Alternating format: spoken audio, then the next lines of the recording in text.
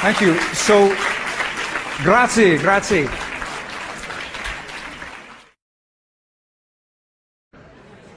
Come sta? Ben? Good.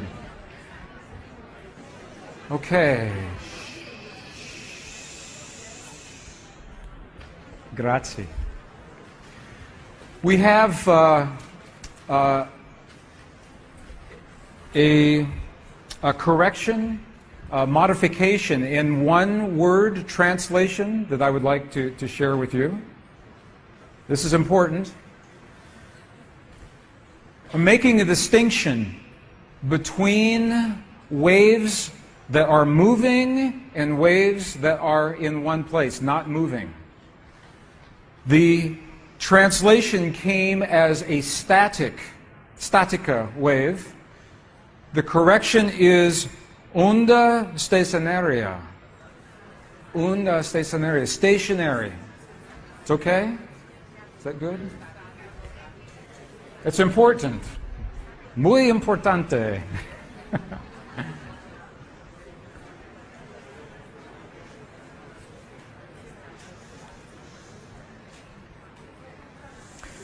Okay, so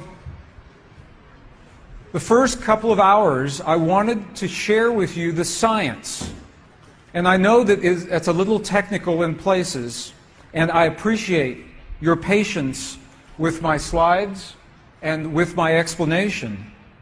But does it help to understand? Can you see how a feeling in your heart has an effect on the world beyond your heart? Can you begin to see that? Does that make sense? So what is happening when we have a feeling in our hearts? We're creating electrical and magnetic waves inside of our bodies that extend beyond our bodies into the world around us. And what's so interesting is the research shows that those waves extend not just 1 meter or 2 meters, many, many kilometers beyond where our heart physically resides. So right now in this room is having an effect on Italy beyond this building, beyond these walls. And you'll see this afternoon when many, many people get together with one feeling, many hearts come together and create one feeling, it can change the world, and you'll see just how much. But it's only a miracle until we understand the science. Then it's no longer a miracle, it becomes a technology, a powerful internal technology. So this film was created in a medicineless hospital in Beijing, China. Medicineless hospital, no medicine hospital. I like that hospital. This film shows a woman who has been diagnosed with a cancer in her bladder. A 3-inch diameter cancer in her bladder, and Western doctors say they can do nothing. They say, we can't help you. So she has gone to a clinic in China where they think differently, and they apply the technology from the ancient wisdom that is the same as the science that we just saw. So what you will see is this. There are 3 practitioners, 3 people trained to feel just the right feeling, the precise, correct feeling in their hearts. They create the feeling as if the woman is already healed. They create the feeling as if the woman is already healed. Now, we will look inside of her body through a sonogram, through ultrasound. We can look into her body and we can watch her cancer disappear in 3 minutes. in the presence of the language that heals. Does that make sense? Are you okay with that? Does that make sense? Would you like to see that? Okay, good. So what you will see is the woman is awake, she is conscious, she has no anesthetic, she believes in the process, she believes in what is happening. And there are 3 practitioners who are trained to create the feeling in their bodies as if the woman is already healed. And then on the computer screen, we will see 2 images. One image is before the healing, and one image is actual time, real time, so we can see the healing happen. And while the healing is happening, you will hear the practitioners chant a word. And I want you to know there is no magic in the word. It could be any word. But this word is the word that they have chosen that reinforces for them, that tells them the feeling. So they agreed that this is the word that would create the feeling for them. But it could be any word. I want you to know that.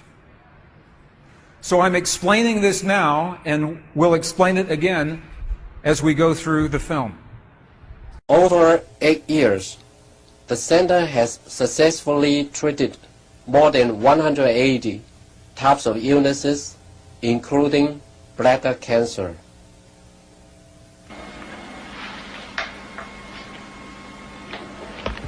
看到了没有？就是在这个膀胱，三角球的左侧，和一个压壶，这么一个。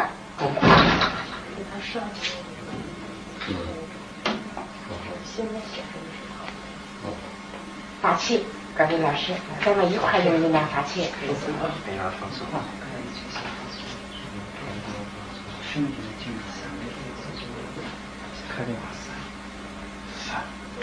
遥控听人哗哗哗三三哗三哗三哗三哗三哗三小了哗三哗对三哗三哗三看那个看得下去哗三哗人就想着一下就彻底散了。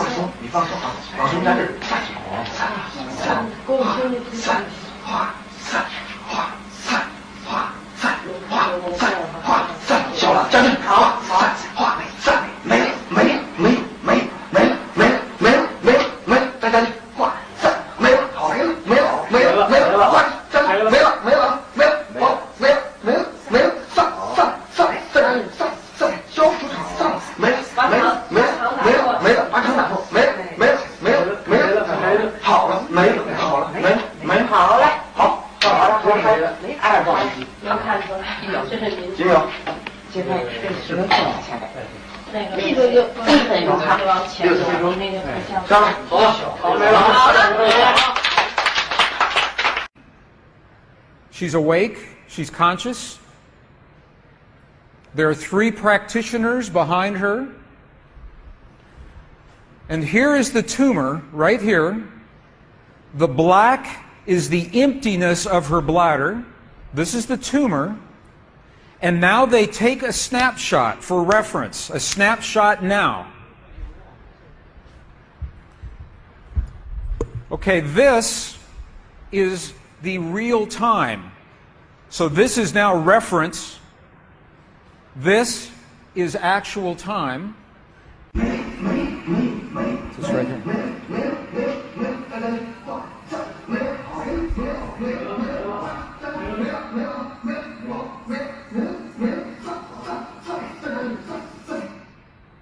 Okay.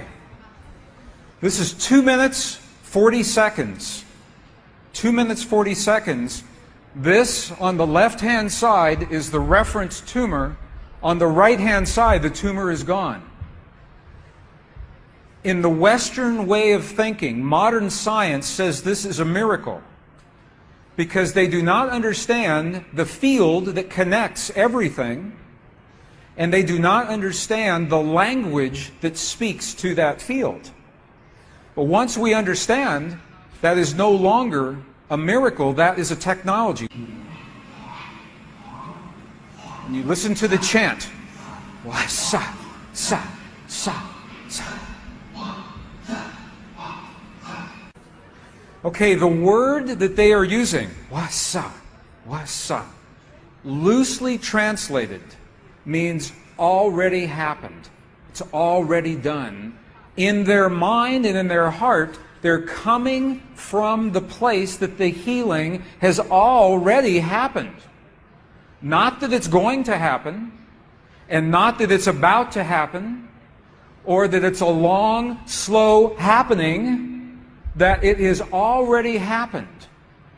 And this is important because the field of energy that we are about to discuss is a mirror. A mirror, it reflects our feeling of what we are experiencing in the moment. So if our belief is that our healing is about to happen, or that our perfect relationship will come to us someday, or that our abundance in the bank will happen someday, the field will keep reflecting someday, someday, someday, because it is open-ended. There is no outcome. There is no conclusion. This is a very subtle, very powerful understanding of how this field works. This field that we're about to discuss now, the divine matrix, is a field that mirrors now, not in the future, not in the past, this moment. So what we choose to experience in our lives, we must first feel in our hearts as if it has already happened. And this is something that happens all the time in this part of the world. It's not one-time only healing. They do this all the time. But when Western scientists see this, it makes no sense, because Western science says that our beliefs and our feelings and our emotions have no effect on the world outside of our bodies. But we know that that's not true. The experiments that we showed just before the break, the 3 experiments, what they showed is that human DNA has a direct effect on our physical world. 1. Number 2, they showed that human emotion changes the DNA that is changing our physical world. And it's happening because there's a field that connects everything together. The experiments suggest that Max Planck's matrix, this matrix, is the conduit. Now, the idea that everything is connected is a very old idea. Even in science, in the late 1800s, there was a belief that there was an invisible web of energy that connects everything in the 1800s. And scientists were in a very heated debate, very controversial, as to whether or not this field exists.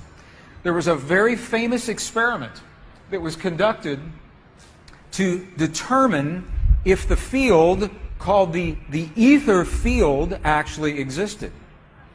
In the year 1887, the very famous Michelson-Morley experiment was designed to tell once and for all, is the field here or no? Yes or no? The field exists? It does not exist. In my opinion, it was a good experiment. However, it was poorly interpreted. For over 100 years, our science has been based in a belief that is incorrect. It's incorrect. Now, This is very interesting. 100 years later, 1986, the United States Air Force repeated that experiment. 1986, the United States Air Force replicated the Michelson-Morley experiment. They published the results in the very prestigious journal Nature, the scientific journal Nature. What they found was this. They repeated the experiment with good equipment, much better equipment. The bottom line is that the field exists. They found that the field is actually there. This is reported in August 1986, the journal Nature, volume 322. They said, the field is there. And not only is the field there, it measured precisely the way that Michelson and Morley had predicted 100 years earlier. They just didn't have the equipment to work this out. Now, why don't we know about this?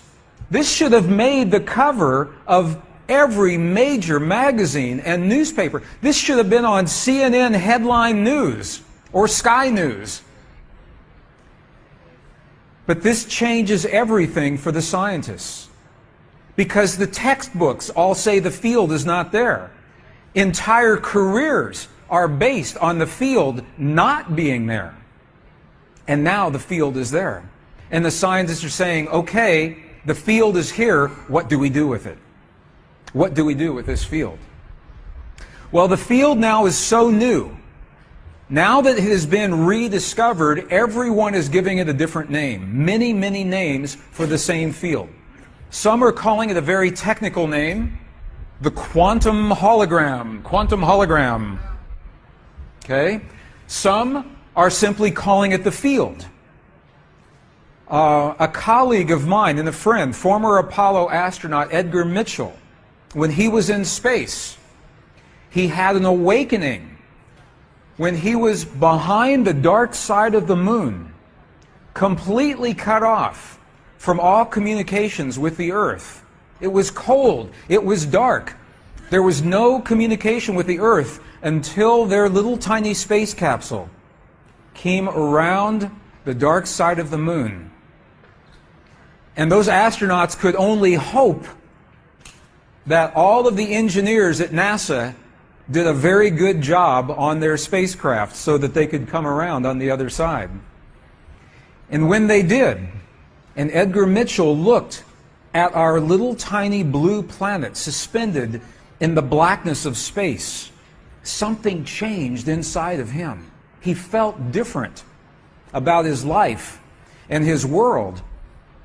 And he has now dedicated his life, since he has come back from those missions, he has dedicated his life to studying consciousness. And he founded an organization called the Institute of Noetic Sciences. N-O-E-T-I-C, Noetic Sciences. And part of the mission of the Institute of Noetic Sciences is to understand this field that connects everything, and they simply call it the field. Edgar Mitchell called it nature's mind. Stephen Hawking, the physicist, calls it the mind of God. Max Planck called it the matrix, and now we're calling it the divine matrix. All names for the same field. I wanted to share this with you. I want you to know this field is there and it's real. And you're going to see just how real this field really is. Scientists have visualized, because they could not see this field, they imagined that it would look like many filaments. Filaments is okay? Look like many filaments of energy. How do you say that in Italian? Filaments. Filamente. Grazie. Okay, filament. So they imagined it would look like many filaments of energy if we could see it. But scientists could not see it until recently.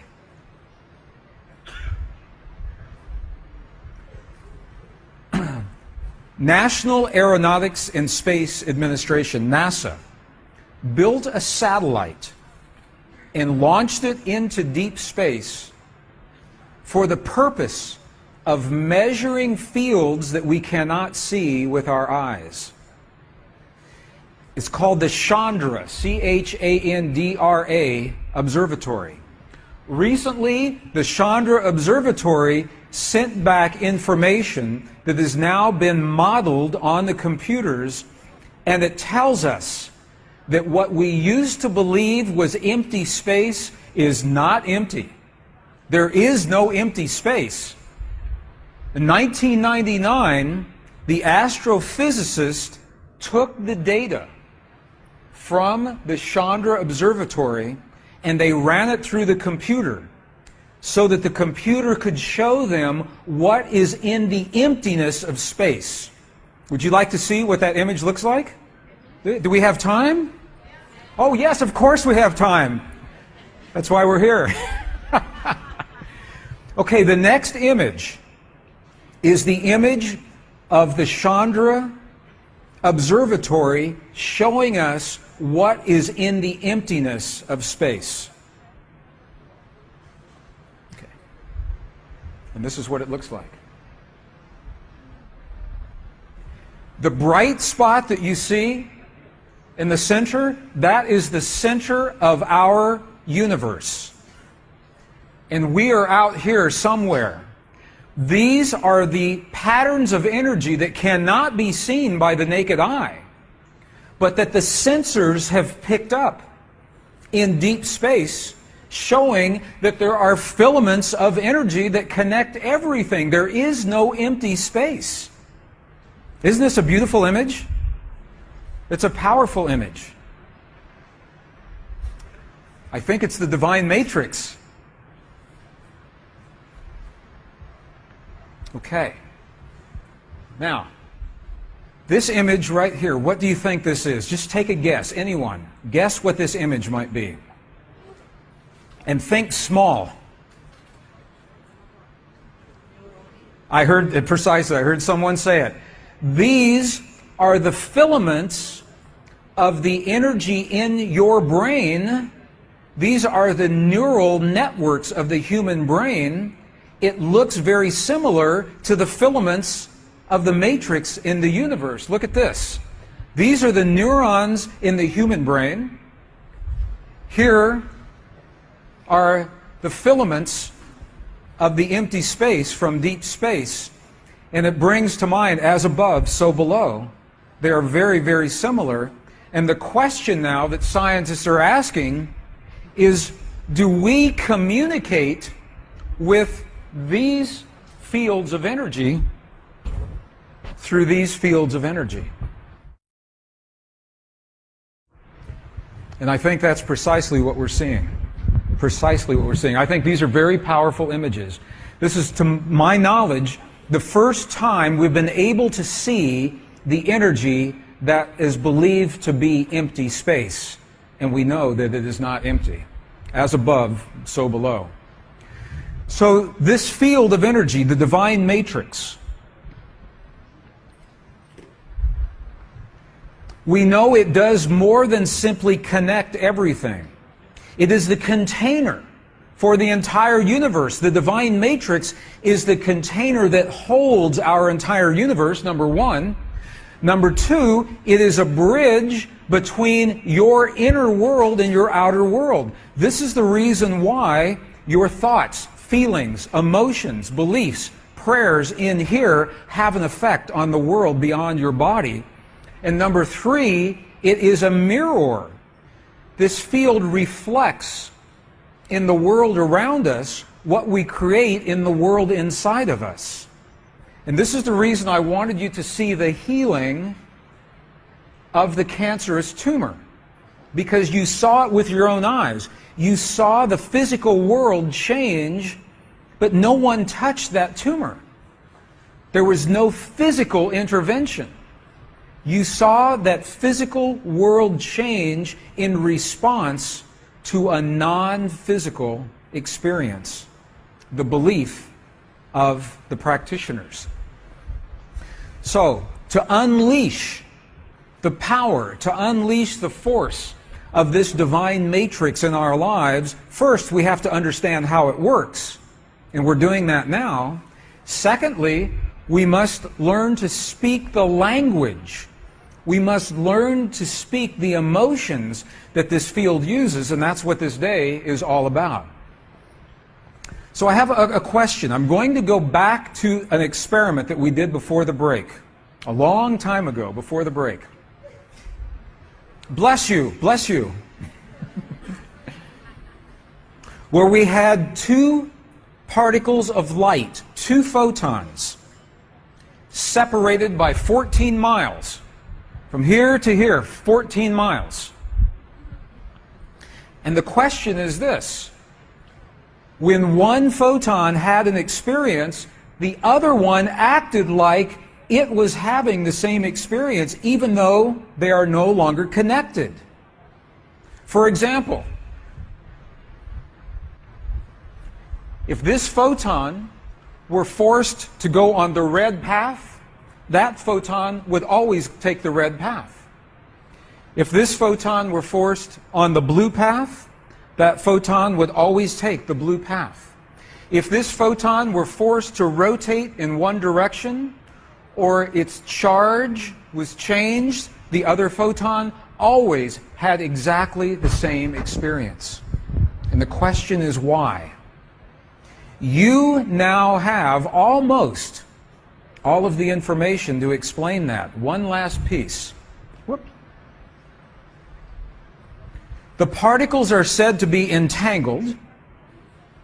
They are also said to be in a field that is holographic.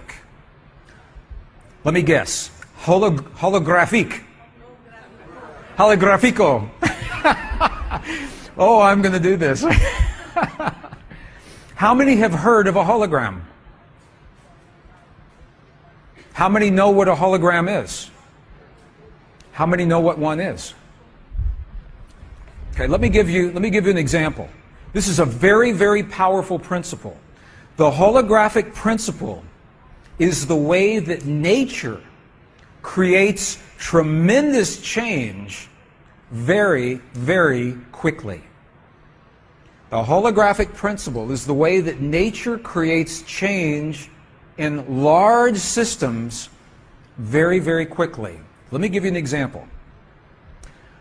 A few years ago, there was a bookmark that was produced all over the world. A shiny little strip of foil that had a picture on the bookmark, and if you would hold the picture in the light, the image would come alive. It's called a hologram. There was a face of Jesus. There was Mother Mary. There was a pyramid. There was a flower unfolding. Did you see those a few years ago? Okay, those are called holograms. Now, you can do an experiment. If you have one of those bookmarks, you can do an experiment, but you can only do it one time because you will destroy your bookmark in the process. But here's what you can do. If you have one of those bookmarks, you can take a pair of scissors and you can cut your holographic bookmark into many, many pieces. And you can take the smallest piece, tiny, tiny piece, under a microscope with a very sharp blade and cut that piece in half one more time. And you can take that little fleck, that little speck of the bookmark, and under magnification you will look and the entire image will be in that piece. The entire image will be there because it is a hologram. A hologram. The definition of a hologram is that every fragment of the pattern reflects, mirrors, contains the entire pattern. Every fragment, no matter how small, is a reflection of the entire pattern. This is important because it's said that you and I are holographic in the universe, that within us, the entire universe lives within us and within every cell of your body. the entire universe lives within every cell of your body. So here's an example.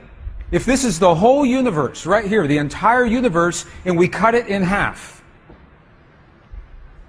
And now we take this and we cut it in half again. So now the universe is in 4 fragments.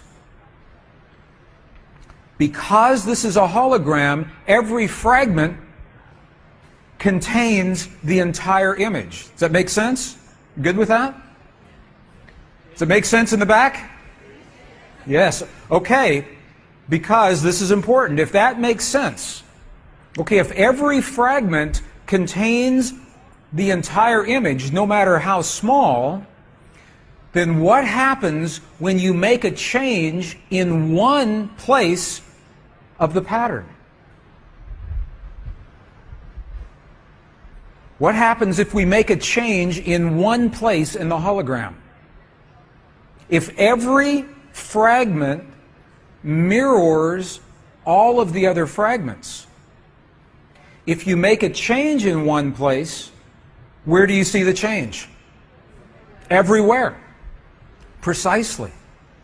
And this is how you and I may create change in this world very quickly. If we understand the language, because we are holographic. We are patterns of this world, of the universe. When we choose peace in our hearts with the language that this matrix recognizes, peace must happen. When we choose healing in our bodies, when we choose joy in our lives, when we choose compassion for our friends, when we make that choice with the language of the heart, not the mind, the heart, it must happen. Okay. So does this make sense so far? Okay, because I'm going to ask you a question, and it is a trick question. Let's go back to our experiment. What the scientists found is when they disturbed one photon here, this photon acted like it had the experience. So the question is this: how did the information from this photon get to this photon so quickly? Sometimes this photon even had the experience before this one began. And scientists say, how can that happen?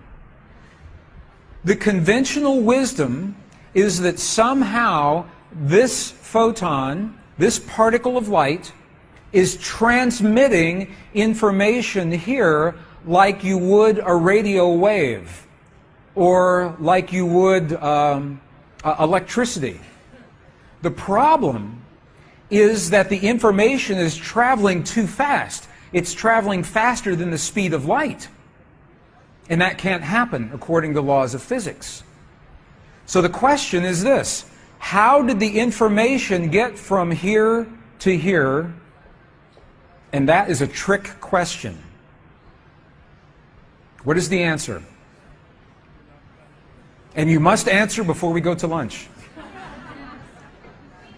It's a trick question. Okay. How did the information get from there to there? Or did it? And the answer is the information did not have to travel. Yes. The information doesn't travel from there to there. It's already there. The information is already there because it's part of the hologram. Remember, in the hologram, what happens in one place happens everywhere. The information is already there. So that is why when this photon has an experience, this one looks like it's having the same experience. They are still connected in the hologram. This is important for you and for me. This is why your prayers are so important. This is why you can send your prayer to a loved one in the battlefield of Iraq or in Africa, or in America, halfway around the world, or next door, in another room. This is why you can send your prayers, and they are so powerful, because the prayer is already there. You create the prayer in your heart, and the prayer is already there. You create the feeling, just like those 3 practitioners in the medicineless hospital. They created the feeling as if the woman was already healed. In their heart, they felt the feeling of gratitude and appreciation for the healing that has already happened. That didn't have to travel anywhere. It was already there. The healing had already happened in their hearts, and the physical reality mirrored that healing. Does that make sense? Are you okay with that? It's a very powerful concept. Very powerful. What it means is that very few people can create a lot of change in this world very quickly if those people understand the language that the field recognizes. And that's why we're here today. That's why we're here today. How do you feel about that? You okay with that? Make sense? Good. Good. Okay. This is a hologram. This is a hologram. Our bodies are holographic. Our universe is holographic. In the holograph, there is no here and there. It's already everywhere. Everything is happening everywhere at once. Ancient traditions describe this experience in what is called the great spiritual mystery. And the mystery looks like this. I'd like to share the mystery with you in the ancient words, and then we'll look at the mystery in the language of science. And you'll see that it's precisely the same thing. The ancient tradition said something that you and I do in our lives triggers a process inside of our bodies. And that process interacts with the forces of creation and affects our physical world. So the great spiritual mystery says that something that we do in our lives affects our physical world. If we do not understand this mystery, when we see it happen, we say it's a miracle. If we do understand, no miracle. Now, it's technology. Technologique. Oh. Technologique. Oh. No? Ah, nah, okay. Thank you. By the end of today, you will understand the divine matrix. I will understand Italian. And it's all good. It's all good. So this is the great spiritual mystery. Now look at what the science from the experiments, they say the same thing in different words. Look at this. They say that heart-based feeling and emotion changes the DNA in our bodies. When the DNA changes, it produces quantum effects that change our physical world, and we have said precisely the same thing. Just different words. Same thing. The spiritual tradition said something that we do in our bodies changes our physical world. The science is saying heart-based feeling and emotion. I'm going to introduce a word. The word is coherent emotion. Coherent emotion. We'll work with this after lunch.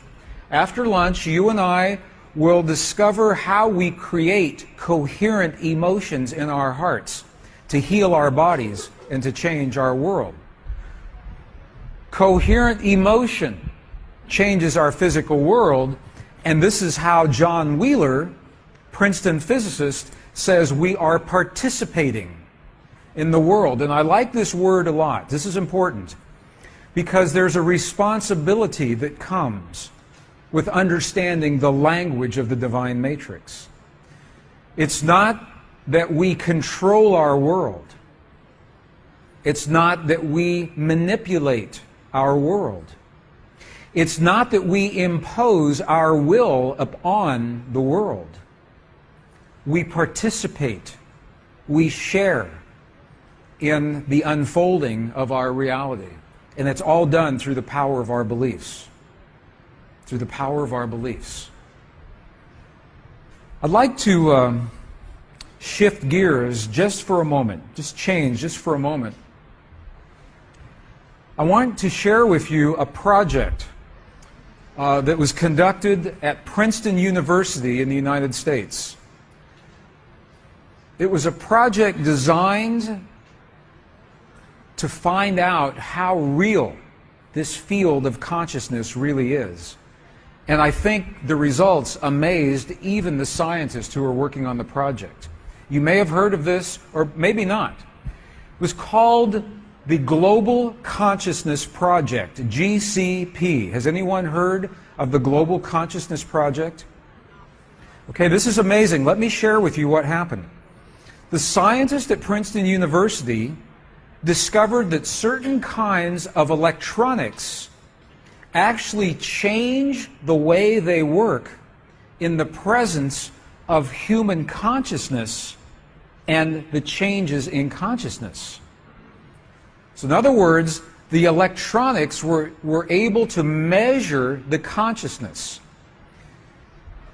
Based on these discoveries, Princeton University built 40 little devices, and they planted them all over the earth, on every continent, that could measure human consciousness and send the measurements to one computer at Princeton University so that the scientists could see the changes in human consciousness all over the earth in any moment in time. For example, here's what they did. They had 40 little devices. They placed these all over the earth. And they all are sending information to one computer, Princeton University. And on that computer, when any moment of the day, they can measure the changes in the consciousness of the earth. And here is what they discovered. On September 11th, 2001, this equipment was in place. And you can imagine what it showed. That the consciousness of the people of the earth registered a tremendous spike on the scale. But there's something even more interesting that happened, and it's why I'm sharing this with you today. Because what they found is this. Although the small devices did measure a change on September 11th, the changes actually began a full day before September 11th ever happened. Something began to happen in human consciousness, and that there were signals in our consciousness. We knew something was about to happen. Maybe not consciously, but we knew it. So let me show you the chart. Here's what happened. It says that they detected this change hours, almost 24 hours before 9/11 ever happened in New York and Washington. Here's the chart. So here are the dates: September 7th, 8th, 9th, 10th, September 11th, 12th, and 13th. Okay, so those are the dates on the X scale. The vertical scale is showing something that's a little complicated, and I'm going to do my best to explain this. On an average day, when we are just going about our business, going to the mall, going to work, on the freeway, with our families, in a conference, on an average day like this, everyone is in their own conscious space. So consciousness is just kind of humming along. However, when something big happens in the world, like the death of Princess Diana, or the marriage of a queen, or the election of a president, or September 11th, or the national soccer tournament playoffs. Congratulations for the soccer. It's not all bad things. It's just when human consciousness is focused on one event, it will show up on the Princeton University computer. Okay, so does that make sense? You kind of okay with that? So here's what happened. Here's the chart. September 7th, September 8th, everybody is going about life, daily life, everything is good. But look at this. September 10th, something began to change. September 11th has not happened yet. But in the consciousness field, something was already happening. September 10th. Okay, September 11th, spike all the way up to the top, September 12th and the 13th. But here's what's important. To me, what's important is that we were able to detect a shift in the consciousness field before September 11th ever even happened. And that's the reason that I'm sharing this with you today. This field, consciousness, is part of our divine matrix. And it's so real that we can actually measure things like this. So now scientists are asking the question, is it possible? Is it possible that we can use this technology to help predict when something big is going to happen on the planet? So in other words, if the scientists at Princeton University, if they're looking at their computer and they begin to see something like this happening, and there is no soccer tournament playoff, and there is no marriage of the Queen, and there is no death of Princess Diana, then they say something is about to happen. Something is about to happen. And this is one application I'm sharing with you. The divine matrix and the consciousness field is so real that they're actually using it in this way. So does this, are you okay with this? Does it make sense what we're doing here? So, if we're going to use this force in our lives, first we have to understand how it works. So let me ask you a question. Do you sort of feel, do you kind of feel like you understand how this field works? That the field is holographic, it is entangled, that it looks like filaments? You know, it's interesting because the ancient traditions of the Aboriginal peoples and the Native American peoples, they didn't have the technology that we have today, but they knew the field was there.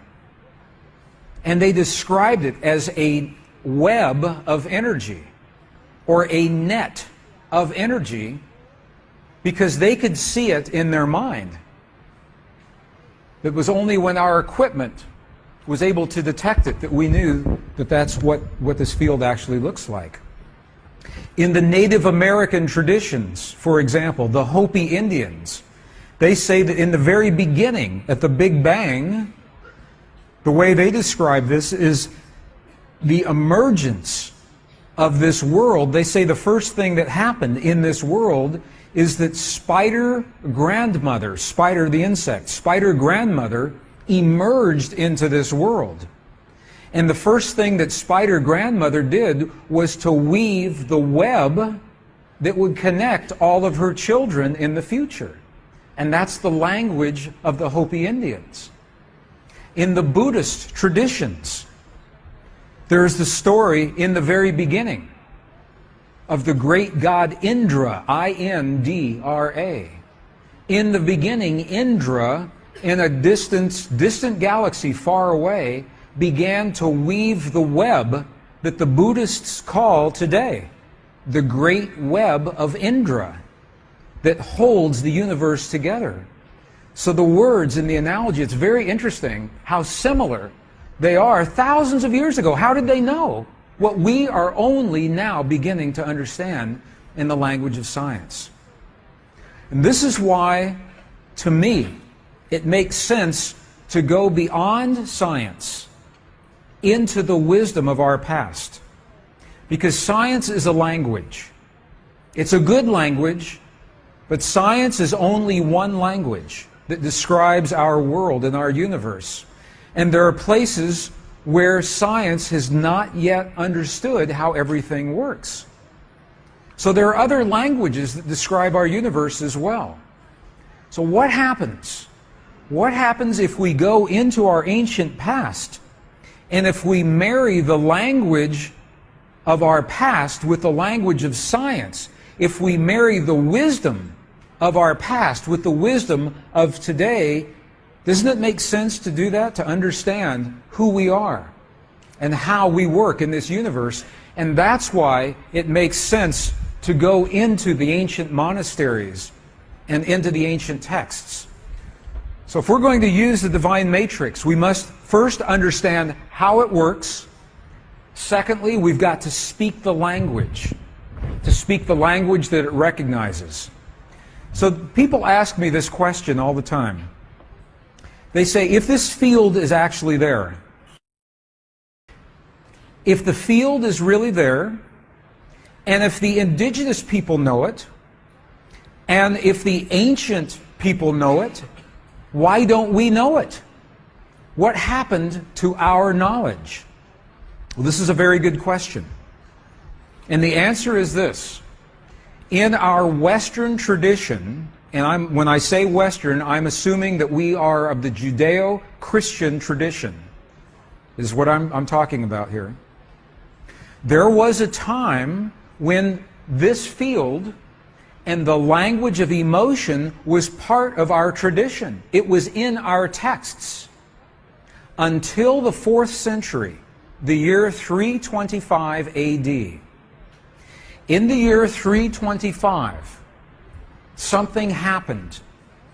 Our texts were edited, and we lost tremendous amounts of information. The Emperor Constantine, in the early Christian church, with the early Christian Bible, had to make decisions. What information do we include? What information do we exclude? And what we know now is that at least 45 books were either completely taken away or tremendously edited into what we call today our Western biblical tradition. And when those edits were made, we lost the information that tells us everything is connected. We lost the information that tells us the language that speaks to this field.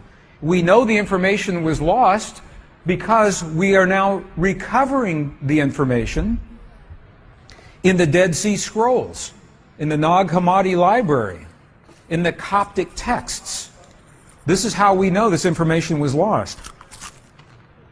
There are many places in this program where the entire day could be one topic, and this is one of those places. Because we could do an entire workshop on the information that was lost. And we won't today. But I wanted you to see an example of the books that were taken out of our text. This is some of the examples of the books. How many have heard of the missing years of Jesus? Have you ever heard of the missing years of Jesus? See in the back? The 18 missing years? Why are they missing? Why are they missing? In these books, there is not only a book, the infancy of Jesus, there is the infancy of Jesus, book 1. The infancy of Jesus, book 2, that tells about his childhood and tells about his learning of the power in his body to heal and to change his world. Why don't we see more women in the Bible? Ladies, have you wondered why there are not more women who have written in the Bible? Do you wonder that? We know that women lived a long time ago. Women were there. That's a promise, I guarantee. One of the reasons is because when the women would write the male-dominated church would take those books out. There's a very powerful book that was written by a Gnostic woman.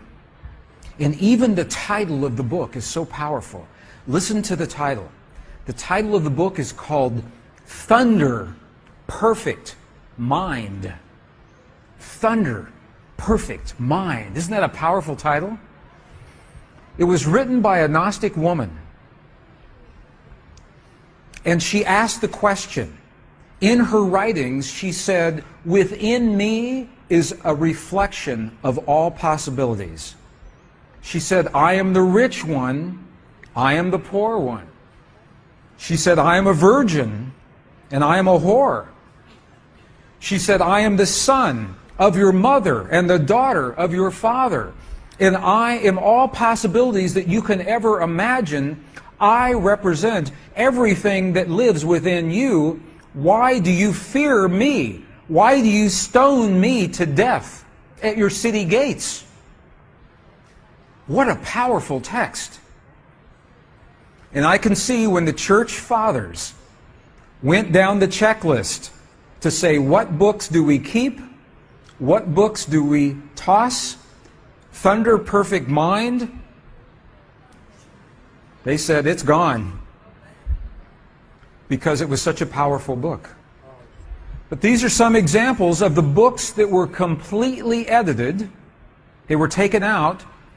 These are the books, these are the books that were condensed. They were left in the text, but they were condensed and edited tremendously. Just to give you some example. Have you ever read the Bible and felt like it was incomplete? Have you ever read the book of Genesis? In the beginning, God created the heavens and the earth. God breathed the breath of life into the nostrils of man, and man became a living being. We were created in one sentence in the Bible. Where's the rest of the information? How were we created? When you go to any other spiritual tradition, there is paragraph after paragraph, column after column, page after page, talking about the creation of your soul and your body and my body and how it happened and who is responsible. But in our Bible, we have one sentence and everything else is gone because it was edited. What was taken out? There's not only book 1, there is book 1 of Adam and Eve, book 2 of Adam and Eve, that tell us the secrets of our origins, of our creation, of our heritage. So this is one of those places we could spend all day on this, and we will not, but I wanted you to see information was lost. When our texts were edited, information was lost from our tradition that was not lost from other traditions. And this is why it makes sense. This is why it makes sense to go to Tibet in the monasteries, to the mountains of Bolivia and Peru, Nepal, India, Italy, the desert Southwest, because there are records in those places that fill in the missing pieces, that complete the information. We found them in the Dead Sea Scrolls. In the Nag Hammadi Library, there are the Gnostic texts, the Coptic texts, the Essene texts. Many of you have studied work that I did 15 years ago on the Essenes. That's when this picture was taken. I look different now. A little. No? More hair.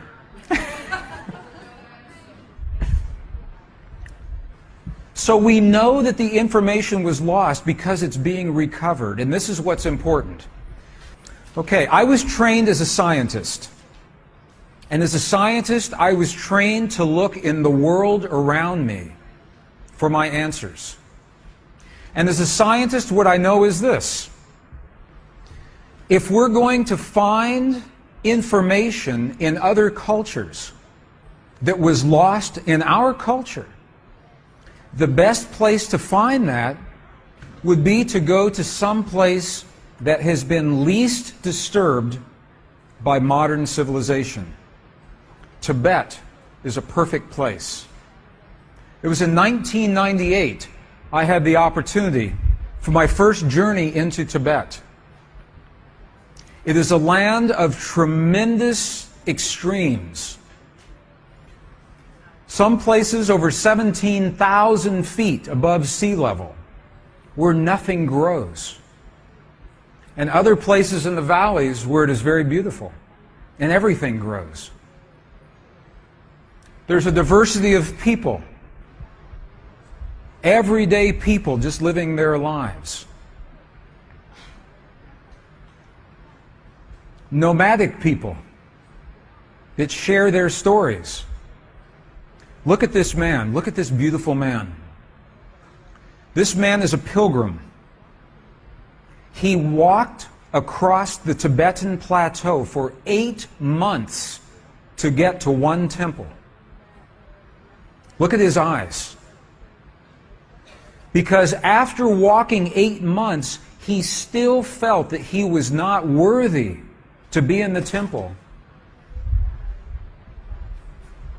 So he began his prayers, full body prostrations, as he circled around and around and around the temple to be worthy to go inside. Amazing people in Tibet. Beautiful monks. I know you all have seen the monks. I wanted you to see some of the nuns. Look at these beautiful ladies. Look at these beautiful ladies. This lady right here is about 125 years old. But she's strong. She's strong. Strong and healthy. Because Tibetans do not believe that we must age and die the way we believe in the West. They have a different belief. Look at these beautiful ladies. They have a powerful wisdom. They have pieces of knowledge that we once had and that we lost. And we come back from lunch, we will go into a monastery and we'll look at the library and we'll speak to the abbot and the monks in the monastery and ask them the questions of what they know that we've forgotten.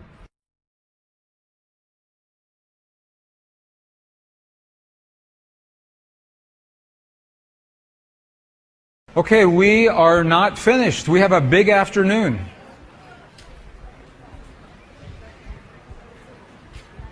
Before we return to the slides, I promised that I would answer some questions. So I will do my very best to answer the questions here. They're being translated into English so that I can look at them here.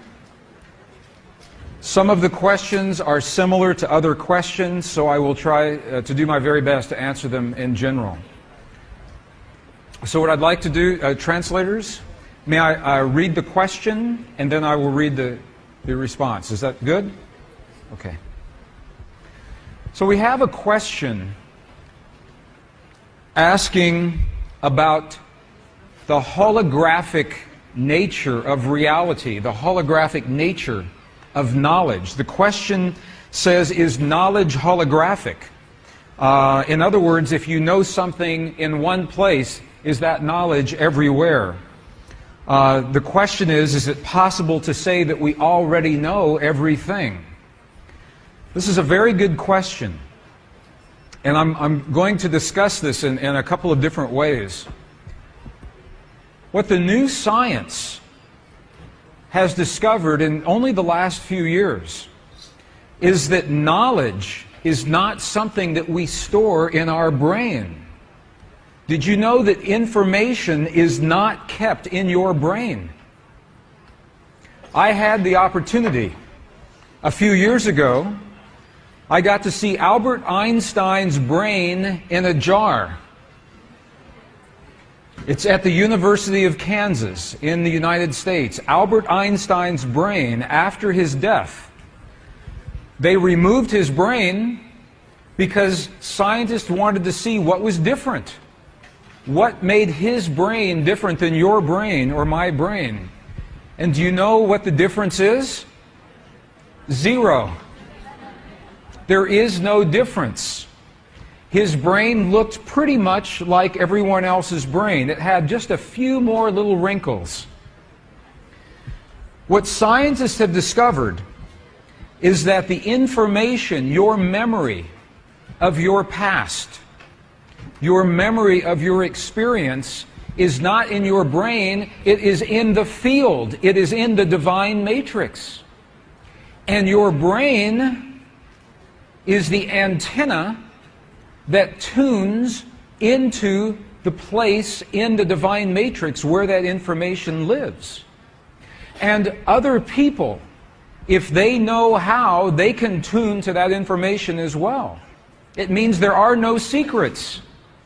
There are no secrets. It makes the military crazy.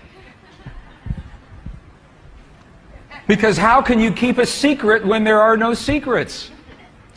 So the information of your life, of your memory, of your history, the information of the secrets of the universe, they do not reside in one person's brain. They are in this field that we call the divine matrix. So the question, is it possible to say that we already know everything? The answer is that the information to everything already exists. The question then becomes, can we have the feeling in our heart to create the antenna in our mind that tunes to the information that already exists? When you ask a question, of knowledge, what you are doing is you are initiating the process. You ask the question, I wonder how life began.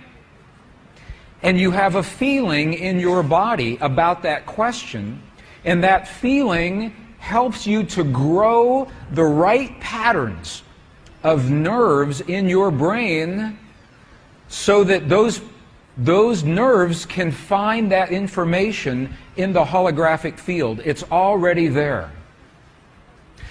How many have heard of the term remote viewing? Remote viewing. Anyone heard of remote viewing?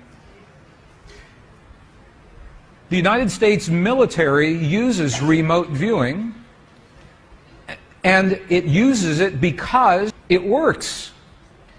Remote viewing is the opportunity for one person to be in a room like this, and they close their eyes, and they have a feeling in their heart. And when they have that feeling, their consciousness is able to see anywhere in the world, into the battlefield of Iraq, into a building on the other side of the country, into a field in Germany, because that information is already there. So in remote viewing, people are trained to close their eyes, go to an altered state of consciousness, and in that altered state, they move through the field of holographic information, and they can smell, they can see, they can hear what is happening in another place, because you and I are not limited to these bodies. Information is holographic, so the answer is yes. Information is holographic. Another question, how does the sacred feminine principle interact in the current global transformation? How does the feminine, what role does the feminine play in the change that we're seeing in our world today? That's a good question. Because what we're talking about is the power of human emotion, the power of feeling, the power of intuition, which is something that has always come more naturally to the feminine. Sorry, gentlemen.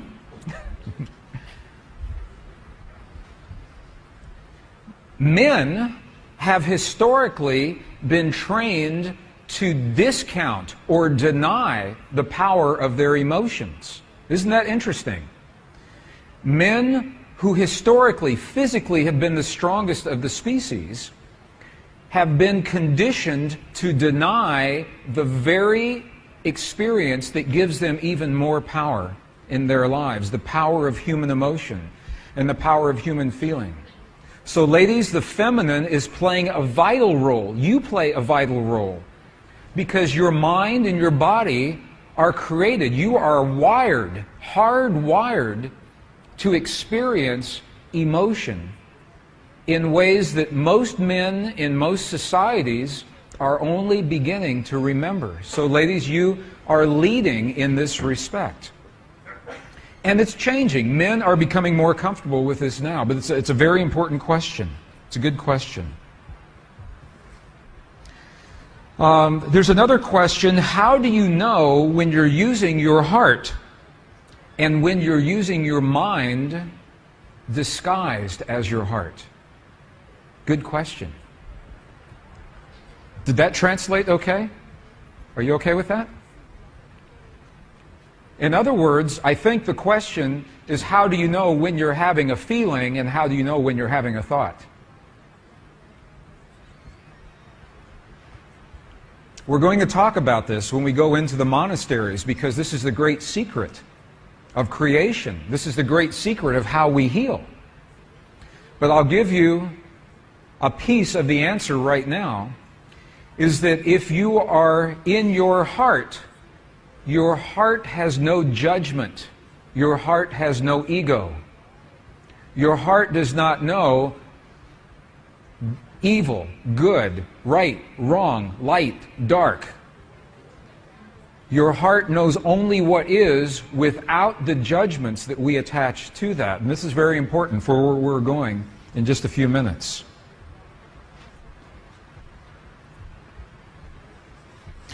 The question, how does the divine matrix, what role does it play in reincarnation?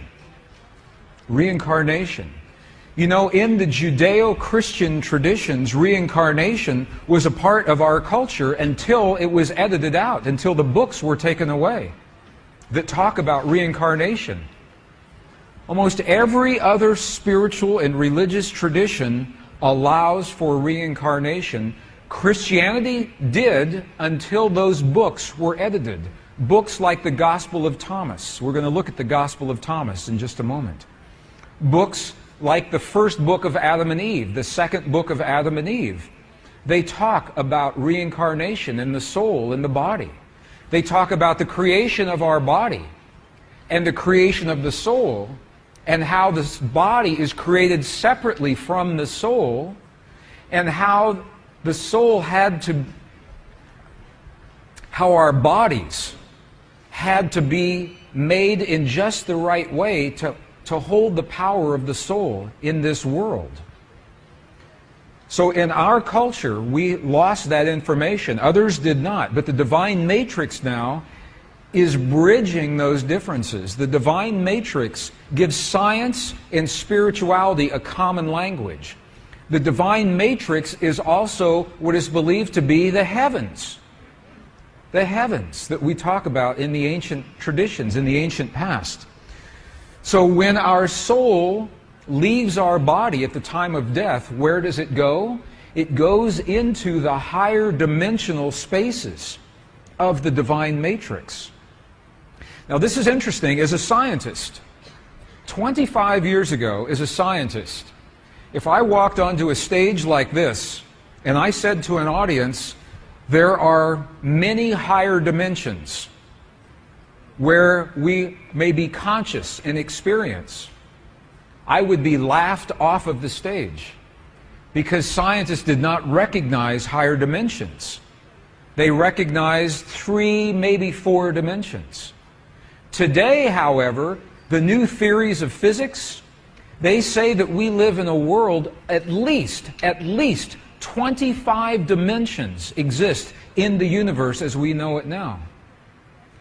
So, scientists, physicists talk about higher dimensions a lot.